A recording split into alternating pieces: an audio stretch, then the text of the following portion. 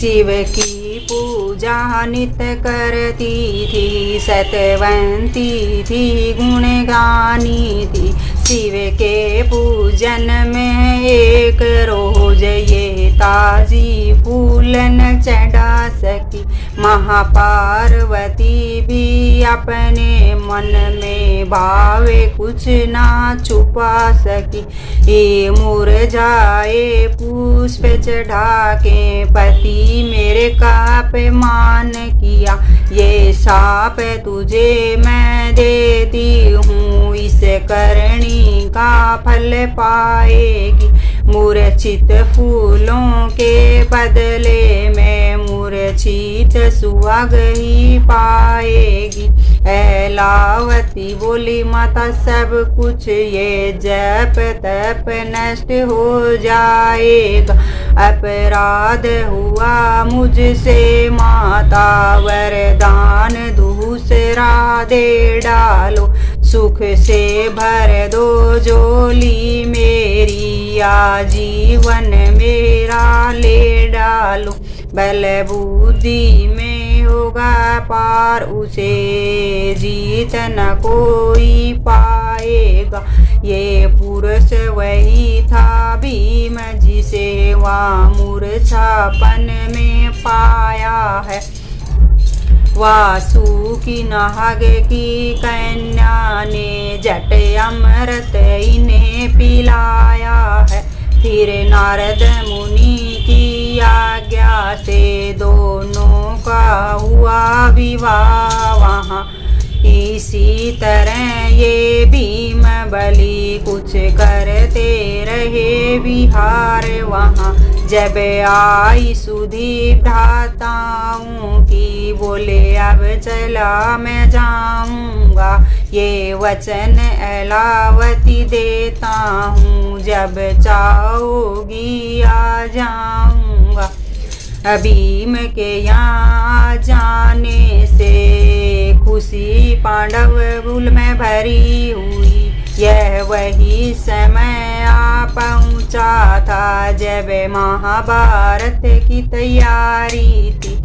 इधर ऐलावती के द्वारा एक सुंदर पुत्र उत्पन्न हुआ। मानो था वो महाबली, जीवन में सुख संपन्न हुआ। बरबरिक नाम रखा उसका, और महातेज भी पाया है। यह वही नाम और बलि जो श्याम धनी कहलाया है। भीड़ पड़े कौरव पांडव आपस में, युद्ध घमासान ठना। वो पावन धाम कुरुक्षेत्र जो मानो आज शमशान बना। ये युद्ध महान भयंकर था जो नहीं भूलने वाला था। मर मिटे कौरव पांडव दोनों, कुछ साथ न जाने वाला था। बालक बरबरिक की भी माता से ले विदा युद्ध में आया है। उस माँ पर ले मैं लड़ने को बस 3 वाण ही लाया है। भगवान कृष्ण ने देखा कि बरबरिक युद्ध में आया है। डट गया अगर ये युद्ध में तो मानो त्रिलोकी का सफाया है।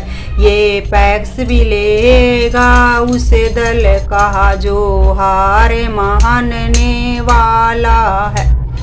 इसकी ताकत से फिर दल को यहाँ कौन बजाने वाला है। यही सोच कर मायापति मन में अनुमान लगाने लगे। उस वीर बरबरिक बालिक पर माया के फंद चलाने लगे। भगवान कृष्ण ब्राह्मण बनकर उस सामने उसके आए हैं। बालक के अनूठी देव छ देख छवि प्रभु मन ही मन मुस्काए हैं। भगवान ने पूछा जब उससे तो हाल सभी बतलाया है। उस युद्ध में मैं भी भाग लूँगा ये निश्चय मन में ठहराया है। उस तरफ लड़ूं मैं निश्चय ही जो पक्ष हारने वाला हो। अपमान करूं पूरे उससे जो तुम्हें मारने वाला हो। अरमान करूं पूरे उससे जो तुम्हें मारने वाला हो। है आन मुझे इसकी मेरे जीते जी न बाजी हारूंगा। बस यही 3 बाणों द्वारा त्रिभुवन को मैं संहारूंगा। है आशीर्वाद माँ का मुझको जीवन बलिदान चढ़ा दूंगा। निर्मल पक्ष की विजय हेतु तेरे लोकी आज हिला दूंगा। भगवान कृष्ण ने सोचा ये गर वीर युद्ध में डट जाए तो एक अर्जुन भीम की तो ताकत क्या, मेरा भी चक्र पलट जाए। तो ये तुम दानी कितने हो देखें ये इनकी हुई इच्छा प्रकट। ये सुनकर बर्बरिक बोले मांगते कि सब इच्छा भर दूं। जो अगर जरूरत पड़ जाए तो शीश तारे अर्पण कर दूं। भगवान ने वो ही मांग लिया और तुरंत शीश दे डाला है। ये महिमा महादानी की है जो श्रव सब दे डाला है।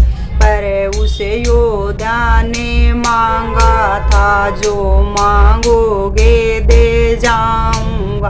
दे दो एक वचन मुझको के युद्ध देख मैं पाऊंगा। इसीलिए शीश को लेकर प्रभु ने ऐसा विधान किया।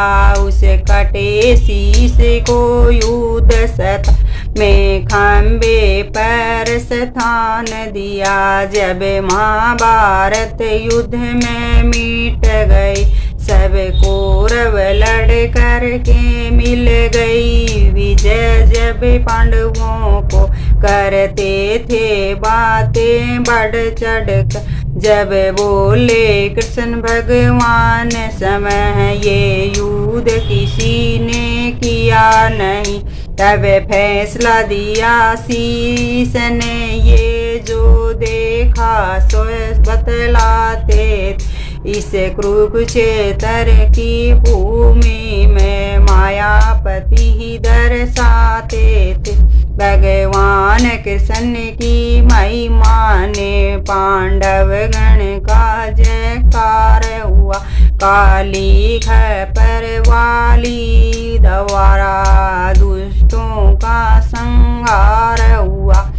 अभरम दूर हुआ पांडव गण का। भगवान कृष्ण मुस्काते हैं उसे कटे शीश और देख मोहन बलिहारी जाते हैं। फिर आशीर्वाद दिया प्रभु ने हाथ उठा प्रसन्न होकर।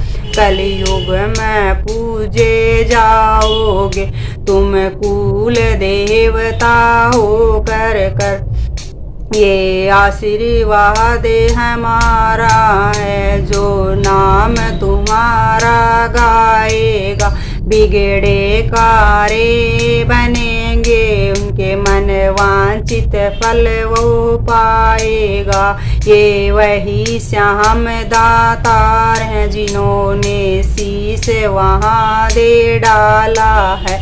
जो शरण गया है उनकी उनका का सब दुख हर डाला है। जो इनका ध्यान करे कलयुग में जीवन उनका बन जाए। श्रोताओं अब भी चूक गए तो ये समय हाथ नहीं आएगा। श्याम जिंदगी थोड़ी है और झूठा सभी जमेला है। इस चला चली की दुनिया में बस 4 दिनों का मेला है।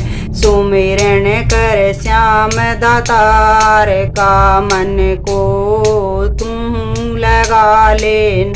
उनसे नाता जोड़ कर कर बिगड़ी हुई किस्मत न बना लेन। बोल श्याम मुनि दातार की जय हो।